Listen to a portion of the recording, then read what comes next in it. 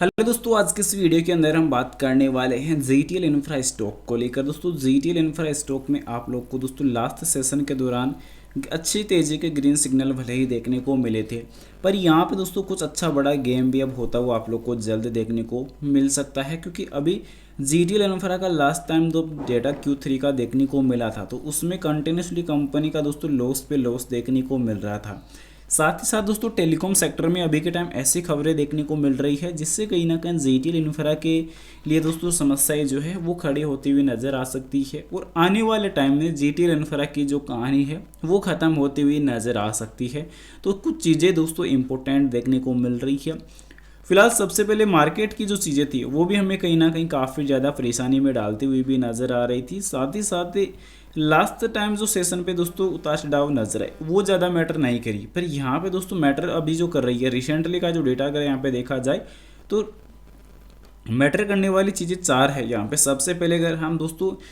Moving average crossover indicator की अगर बात की जाए, 200 दिन के मूविंग एवरेज की अगर बात की जाए तो उससे भी अभी के टाइम नीचे ट्रेड कर रहा है। 50 दिन का moving average strong bearish signal यानी कि गिरावट का अभी के टाइम मजबूत सिग्नल है, और 20 दिन के मूविंग एवरेज पर भी दोस्तों ये नीचे ट्रेड करता हुआ नजर आ रहा है। उसी के साथ साथ महत्वपूर्ण जो इंपॉर्टेंट और चीज़ें थी, जो वीकनेस थी कंपनी की, वो सबसे बड़ी क्या देखने को मिली, यानी कि बड़े थ्रेट तो देखने को हमें मिले ही, साथ ही साथ यहाँ पे देखने को ये मिला कि लास्ट रिजल्ट के अंदर एफआई की जो होल्डिंग थी, इन्वेस्टर होल्डिंग थी, वो यहाँ पे फिर से कम होती हुई नजर आई, ऑलमोस्ट खत्म अब हो चुकी है। साथ ही साथ यहाँ पे कंपनी की बुक वैल्यू पर शेयर रिकॉर्ड,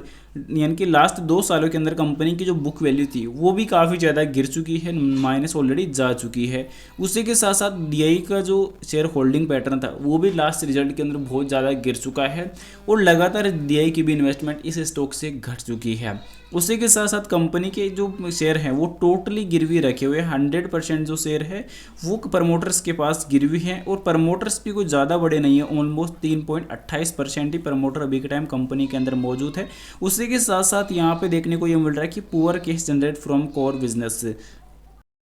क्योंकि दोस्तों पुअर केस में इस चीज़ इंपॉर्टेंट ये इसलिए है क्योंकि decline cash value from operations from last year, यानी कि पिछले 2 साल से कंपनी का कैश वैल्यू भी जनरेट नहीं हो रहा है, यानी कि नकदी भी जनरेट कंपनी नहीं कर पा रही है, यानी कि कंपनी का लॉस पे लॉस ही देखने को मिल रहा है। तो यहाँ पे रिकवरी नाम की जो चीज़ है वो बिल्कुल ख़त्म हो चुकी है, और उसमें इंपॉर्टेंट ये देखने को मिला कि कंपनी के जो मजबूती अगर कुछ देखने को मिली तो वो ये देखने को मिली है कि increasing revenue every quarter from the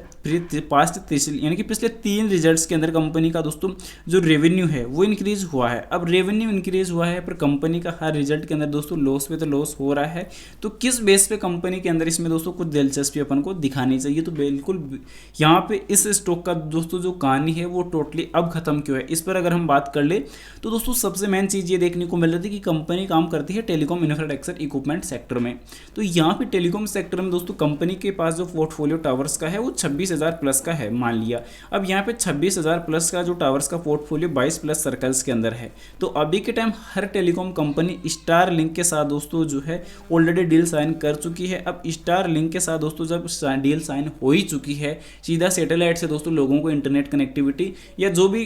requirement थी वो सैटेलाइट से डायरेक्टली पूरी की जाने वाली है। तो फिर टावर पोर्टफोलियो का तो अभी के टाइम कहानी खत्म ऑलरेडी हो ही चुका है, तो फिर इंफ्रास्ट्रक्चर कंपनियों की क्या ही वैल्यू बच जाएगी, क्योंकि यहाँ पे अगर सीधे सैटेलाइट से दोस्तों direct to direct internet connectivity जो नेटवर्क प्रोवाइड किया जाएगा तो उसमें ZTL इंफ्रा जैसी कंपनियों के लिए, इंफ्रास्ट्रक्चर कंपनियों के लिए जो वैल्यू थी वो तो टोटली डेड ऑलरेडी पहले हो चुकी है। तो यहाँ पे रिस्क जोन जो था वो पहले से और ज़्यादा बढ़ चुका है, यानी कि ओवरऑल मार्केट की दोस्तों जो वैल्यू थी इस स्टॉक की वो अब खत्म हो ही चुकी है, क्योंकि कंपनी जब तक नए सिरे से कुछ बिजनेस इंप्रूवमेंट नहीं करती है, नए सिरे से कुछ बिजनेस स्टार्ट नहीं करती है, तो कंपनी के लिए दोस्तों परेशानी बढ़ती हुई नजर आएगी। और साथ ही साथ कंपनी के ऊपर दोस्तों पहली चीज़ ये भी देखने को मिल रही है कि कंपनी के ऊपर अभी के टाइम काफ़ी बड़ा कर्ज भी देखने को मिल रहा है जो 3817 करोड़ का रहेगा। उसी के साथ साथ कंपनी की बुक वैल्यू लगातार माइनस हो रही है, और कंपनी की दोस्तों जो EPS रेट भी जो थी वो भी यहाँ पे माइनस होती हुई नजर आ रही है। तो ये चीज़ कहीं ना कहीं काफ़ी ज़्यादा जो है रिस्क बढ़ती हुई देखने को मिल रही है। तो फिलहाल